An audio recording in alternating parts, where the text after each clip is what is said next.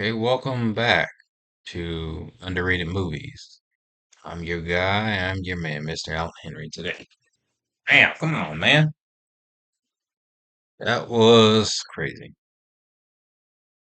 Now what's my train of thought? Oh yeah. I was building a Instagram account for this channel, which is still up, but I can't log into it.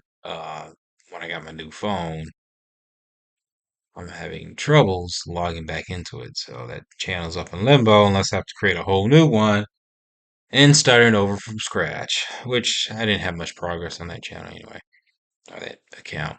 But this video, I would like to talk about the game, The Bourne Conspiracy, which is really, it's just a retelling of the Bourne Identity with maybe half the amount of levels that retells the game of Bourne Identity, and they include add-ons, just stories about Jason Bourne before he uh, got amnesia, and it's kind of really it. It's nothing really to really, I would say, gravitate towards with just story, and I think that's the reason I think this is an underrated game. I think this is really a fun video game to play.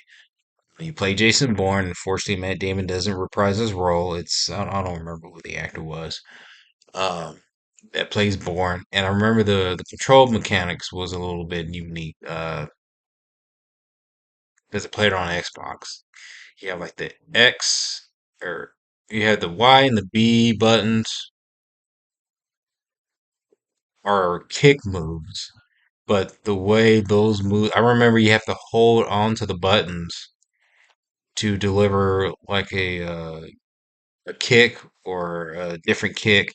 Nothing really unique with the kicks though, because you're mostly centered around punches. And there's, I think, the other buttons, A and B, are your punch buttons. They're the buttons you kind of pretty much use to attack majority of the time, which is in the game is what you use majority of the times where you run into guards or your other antagonists that get in your way. You're pretty much beating them down. And there's some sequences where you do play gunplay, where you operate maybe like two guns. Saying either you get a pistol, you don't carry two, I think you carry one, and then you get um,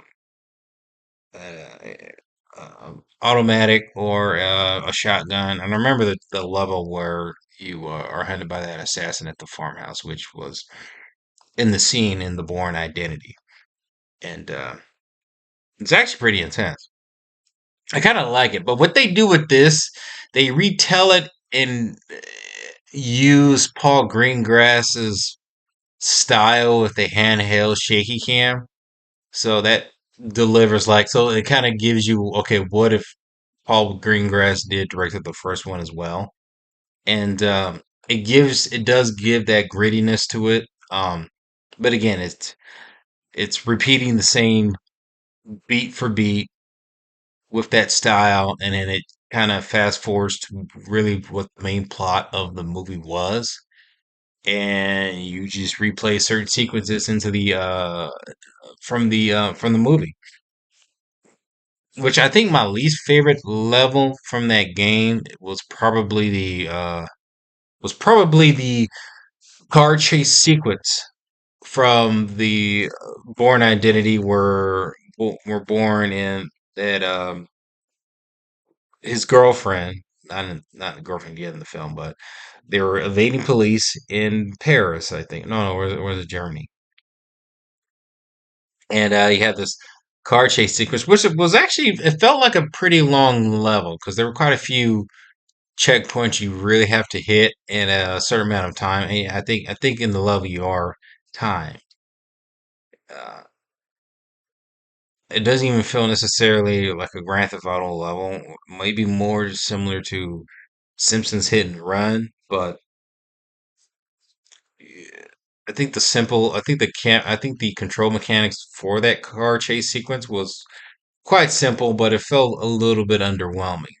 It's only when you, I guess, get to that last moment where you have to push certain action buttons to deliver moves and they make it cinematic too. I actually that's the part I really liked about the games where randomly these buttons come in and then you have to push it fast to either counteract a your antagonist's move.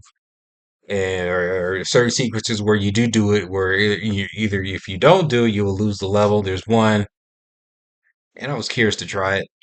I know this will work a lot better if I just had footage of the game, and I don't have the game anymore, or just get it online. I don't want to do that. Well, you kind of just want to see what would happen if you lose. I remember that one as one of the last levels. It's the level where you're escaping the Treadstone facility or the little escape hotel that you're in. And there's this moment where you have this hitman guy putting you against the rail of the railing of the stairs. And if you didn't move or if you didn't quickly push that button, you would see yourself get shot. So, but it's actually visually it looks more unique. I know, given at the time the Bourne Identity was made 23 years ago. It has a very unique visual look of how these sequences were recreated. And to me, it felt a little bit more thrilling. Um, Plus, this game's pretty fun. I think my favorite level, I have actually quite a few favorite levels. My number one favorite level was probably the airport flashback sequence when you are chasing after this escape villain, where some criminals are breaking him out of prison or being transported, and you're there to pretty much take him out. So you have to go through the airport and get on the train, not train, the plane before he escapes, and that's probably one of the longest levels in the game, and one of my also favorite levels. I just remember you can kind of also use the environment around you to kind of uh, use to your advantage to beat the villains up, and it's actually pretty cool. I what's also one of my favorite levels in the game is the Treadstone hideout at the end, and because they added an extra add-on where you actually have to fight the assassin. They assassinated the Treadstone head guy, and which is actually unique that they added that on. And then they added some sort of sequence, like some sort of brief story, which they don't even go into it, where this hitman pretty much knows who you are, and maybe he does. You just don't remember. It reminds me the plot device that was used in Jason Bourne, the fourth Bourne film, where Vincent Castle was taunting and fighting Matt Damon's character, where you kind of don't feel like you got to know really. I mean, there's really not much time to really know their story, but that's just something. That's just something I would have liked to explore more. And what was the other level I really liked? It was another flashback level. I also liked the level where you are at the airport in Bourne Identity, or your passport. You're trying to get the passport, and you do have to pretty much escape, and eventually you do meet the girl. I did wish though, and this was one disappointing aspect of the game. I was let down, to be honest with you, was that it only goes up to the first game. I wish, and given the game came out, what it was like, what 3 or 4 years after all the other movies were done, besides Jason Bourne, that they didn't, and maybe it would have cost more money. They didn't include Bourne Ultimatum and the Bourne Supremacy. To me, I think the game felt short. It is short. You could beat the game depending on what mode you play the game. You could beat it within 4 hours. And I get it, most games aren't long, but it's you start to me there's a letdown where you start to feel these games are short. You pay $60 for a game and then you beat it in 3 to 4 hours. I'm not really a fan of that, but I still think it's a fun game. I think it's underrated. I would have loved to see them recreate the other two movies and expand them in the games and with more add-ons. But then I wonder what can you do to really just expand the backstory? See, that's where I think they messed up. They should have just added the other two movies to the game, and it would have been. I think it would have been a better rating. I mean, yeah, it gets repetitive with the same kind of fight mechanics that the controls are,